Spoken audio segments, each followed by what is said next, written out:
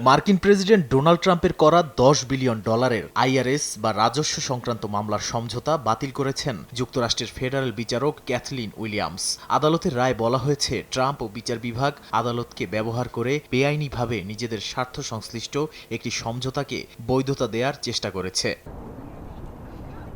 বিচারক এটিকে self dealing বা ক্ষমতার অপব্যবহারের উদাহরণ হিসেবে উল্লেখ করেন। একই সঙ্গে সংশ্লিষ্ট আইনজীবী ও বিচার বিভাগের কয়েকজন কর্মকর্তার বিরুদ্ধে নৈতিকতা লঙ্ঘনের তদন্তের নির্দেশও দেওয়া হয়েছে। অন্যদিকে আন্তর্জাতিক অপরাধ আদালতের বিরুদ্ধে অবস্থান আরও কঠোর করেছে ট্রাম্প প্রশাসন। মার্কিন পররাষ্ট্রমন্ত্রী মার্কো রুবিও ঘোষণা দিয়েছেন, আইসিসির কার্যক্রম পদ্ধতিগতভাবে অকার্যকর করে দিতে সরকার সর্বাত্মক পদক্ষেপ নেবে। এ লক্ষ্যে আইসিসির কর্মকর্তা ও সহযোগীদের ওপর আরও নিষেধাজ্ঞা, ভিসা সীমাবদ্ধতা এবং যুক্তরাষ্ট্রের মিত্র দেশগুলোকেও আদালতের তদন্তে সহযোগিতা না করার আহ্বান জানানো হয়েছে।